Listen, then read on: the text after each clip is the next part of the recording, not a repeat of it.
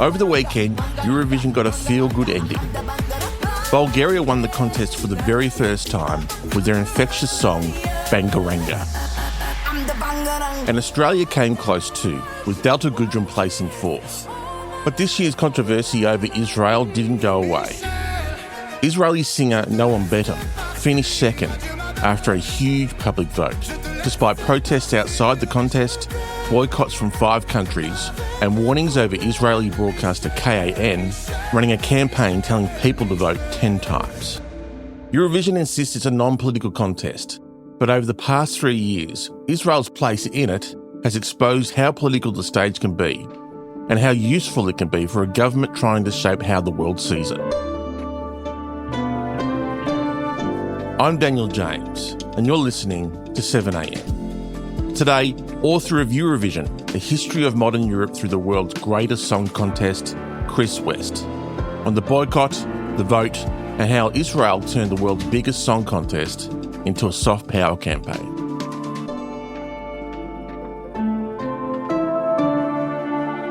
It's Monday, May 18th.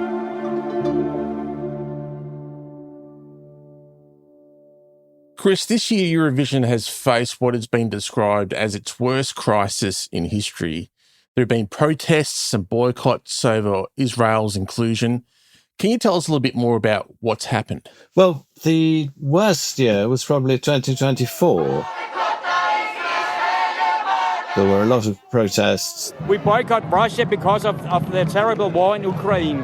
And I think the same situation we should do as Israel of what they're doing in Gaza. The artists protested much more. You've chosen Ogham writing in your face and on your leg as a part of your stage costume. And the words are ceasefire and freedom for Palestine. Why was it important for you to include those hidden messages in your stage costume?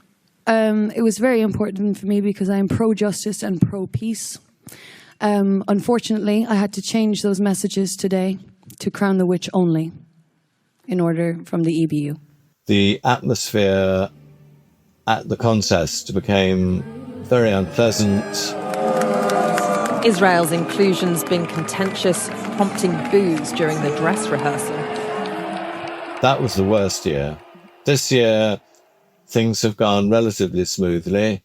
There was some booing during the Israeli entrance song, but otherwise there's been much less aggravation than 2024. 2024 was the really bad year when the wheels really fell off.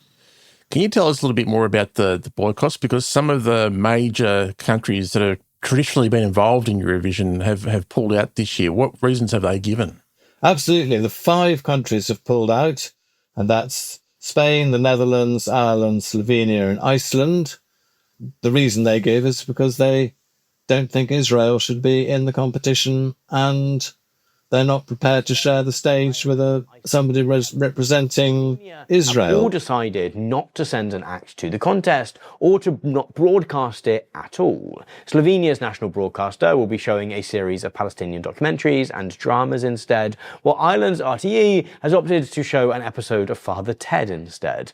I think it must be understood that this is not some kind of horrible, evil, anti-Semitic thing. They are complaining against the specific policies of the current Israeli government. So there's nobody saying Israel shouldn't be in Eurovision as a sort of general point.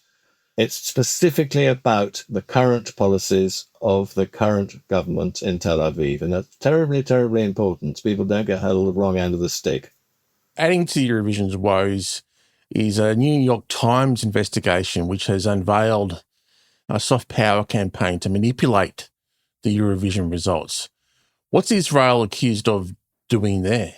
Well, I think, first of all, I've got to say that the New York Times piece is a very good piece of journalism by 2 very bright young journalists, but a lot of what it says people knew already. Mm-hmm. So the idea that they've blown the whistle on some terrible thing that they've just discovered is not true at all. People have known from the very start that Israel has been, in the last 2 or 3 years, has been manipulating the contest. They've been instrumentalizing it and using it as a vehicle for political soft power. My colleague and I at the New York Times, we were able to show that Israeli efforts, Israeli government intervention in Eurovision started years earlier. And how they do that is that they put adverts on various social media saying, vote for our song, vote 20 times. Now, given that people can vote up to 20 times in the past and 10 times this year, that means that it would take relatively few people to swing the vote. And they've used people who support them, told them to go and spread the word. Israel has been issued a formal warning over Eurovision advertising from the EBU. Here's what the EBU said. On Friday, May 8th, it was brought to our attention that videos with an on-screen instruction to vote 10 times for Israel had been published and released by the artists representing Khan. Within 20 minutes, we had contacted the Khan delegation to ask them to immediately stop any distribution of the videos and remove them from platforms where they had been published. The voting instructions of the Eurovision Song Contest that cover promotion are predominantly directed at discouraging large-scale funded third-party campaigns, and we are satisfied that this Eurovision itself did some research into this, and if you get a small number of people voting 20 times, that skews the results massively on the public votes. And so you saw this. It was blatantly obvious in the last 2 years. In 2024 and 2025, the Israeli song was rated by the judges as okay. It was a middle-ranking song. It was a nice song. It was well done. There's nothing wrong with it, but it wasn't outstanding. But if you look at the public vote, it got maximum votes in many, many countries, and maximum by a long, long way. 297 points!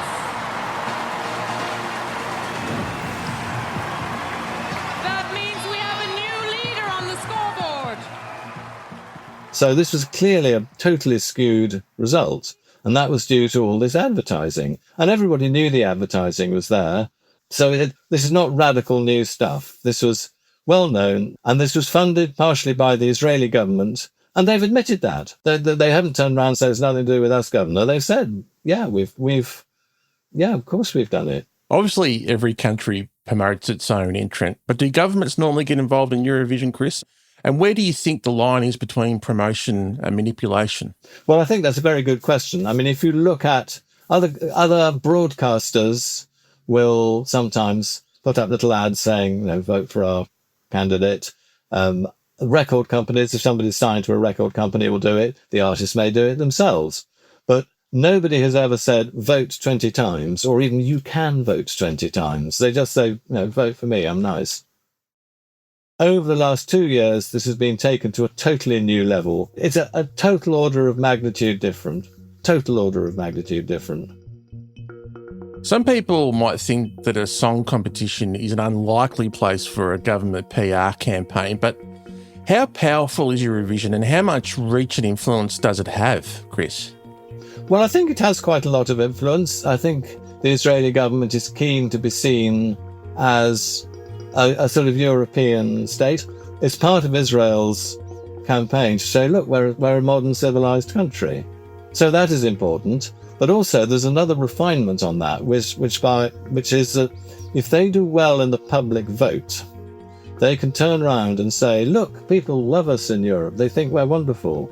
And that's a very important thing. So I think to be seen as participating in things like Eurovision is actually, it's soft power. It's important. Coming up, why Eurovision has always been political.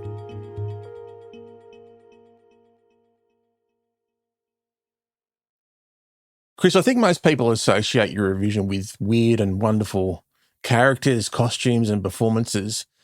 But you know when you say that politics has always been a part of Eurovision's DNA.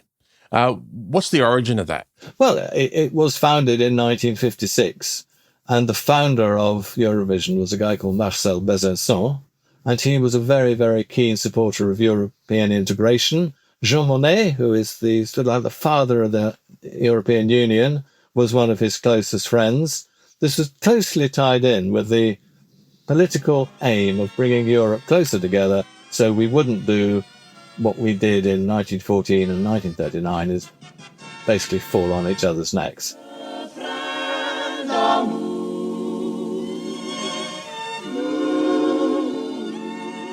never again was a driving force behind the creation of the Eurovision Song Contest. It's because Eurovision has been political in other ways apart from sort of national geopolitics. It's been, I think, an important player in the whole rise of gay rights, for example. If you go back to 1961, there's a marvellous French song, do listen to it, called Nous les amoureux. And that's clearly about a gay love affair. If you look at the lyrics, it's, these imbeciles, these horrible people, they're condemning us, but we have love. Les amoureux, il paraît que c'est l'enfer qui nous guette, ou bien le fer. At the time, people didn't perhaps notice that so much outside the gay community. And they became a kind of safe space for gay people. Certainly by the late 90s, Eurovision was really sort of coming out.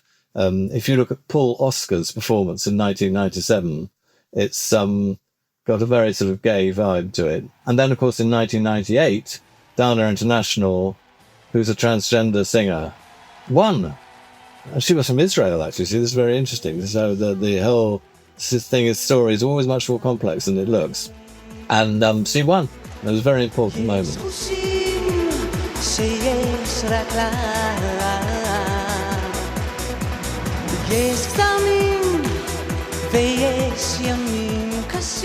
What have been some of the biggest political moments or controversies in Eurovision's history? Well, the biggest political controversies have been quite recent because, in fact, in the old days, some of the contestants were pretty shocking if you look at them by modern standards. I mean, France was involved in a horrendous colonial war in Algeria, and nobody said anything about it, really, in the context of Eurovision. In the 1960s, Spain and Portugal participated, and they both were dictatorships. And people did make a bit of a fuss about it, and somebody ran onto the stage with a banner saying boycott Franco and Salazar at one of the contests. But there was no sort of general sense that this was wrong to showcase these countries.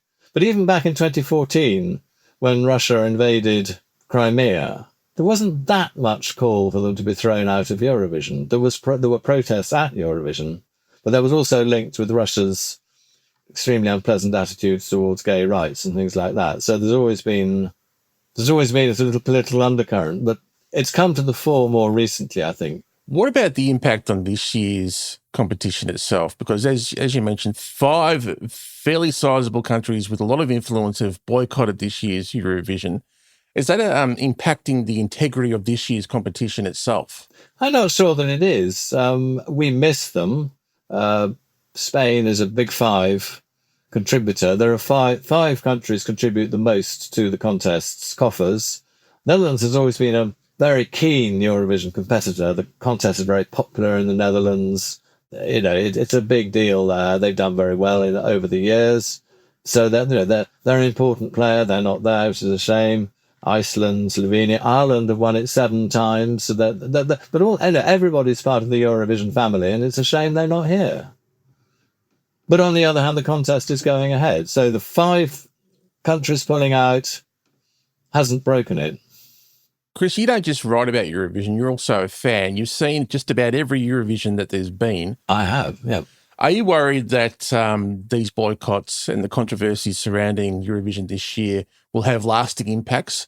And what would it take for Eurovision to sort of recover from this? Is there a concern that more boycotts might be in the pipeworks for future events? Yeah, there might be. I don't know. One can't tell. I think as a general principle, Eurovision is a big, big thing, and it's had some sort of controversies in the past, not as much as this, but I think it'll survive. It's a wonderful thing. Loads of people love it. If it's sensible, it needs to think a little bit about this whole question of having some kind of rule for if a country's administration is acting in a way that doesn't fit with the Eurovision brand and its values, then they need to have some way of saying, sorry, guys, you've passed a mark. You can't participate. Because Eurovision does have a very clear brand, which is about... There was a wonderful parody done a few years ago by the Swedish hosts called Love, Love, Peace, Peace. And I do recommend you watch it because it's very funny and it's very clever. Love, love, peace, peace, and a burning fake piano, peace, peace, love, love. And it does sum up kind of slightly sort of hippie-ish feel of Eurovision. And that is part of its brand, and that kind of needs protection a bit more than it's being protected at the moment. But there needs to be a rule in place, otherwise these arguments will be going on and on and on. Well, it's an event that brings a lot of joy to a lot of people, so hopefully something can be worked out, Chris. Absolutely. Thank you so much for your time. My pleasure. It's been nice talking with you.